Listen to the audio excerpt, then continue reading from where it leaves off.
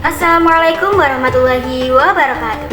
Halo teman-temanku semua, perkenalkan aku Fatariska Hadawibowo dengan NIM 305255040. Teman-temanku semua, pernah nggak kalian mendengar kalimat seperti ini?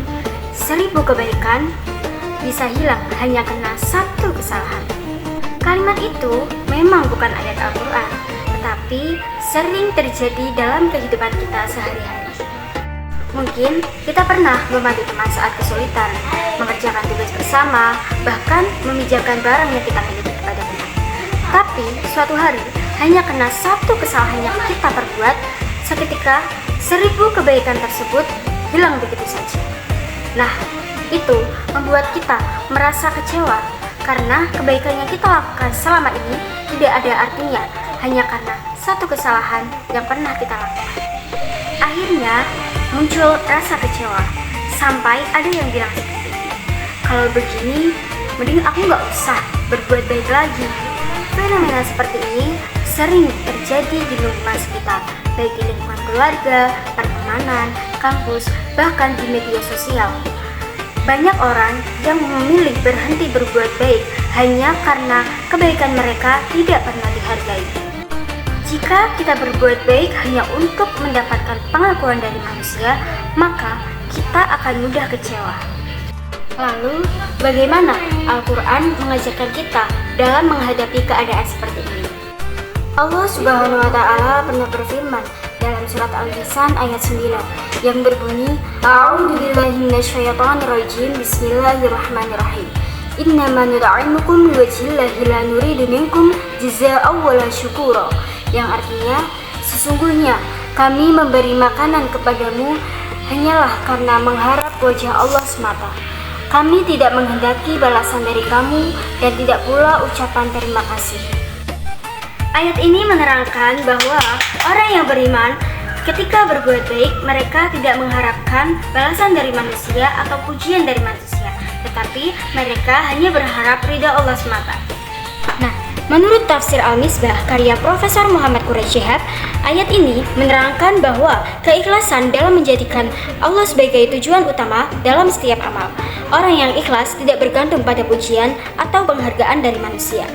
Ketika dipuji, ia tetap rendah hati. Ketika tidak dihargai, ia tetap istiqomah karena yakin Allah mengetahui apa yang mereka lakukan. Hal yang sama juga dijelaskan dalam tafsir Ibnu Katsir.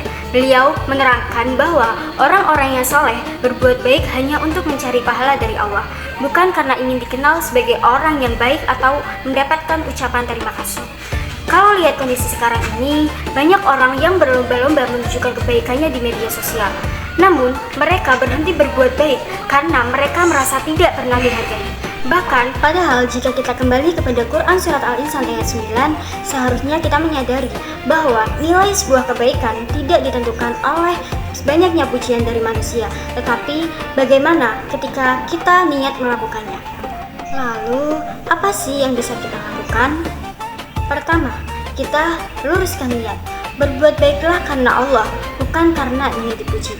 Yang kedua, jangan pernah berhenti berbuat baik hanya karena kita dikecewakan.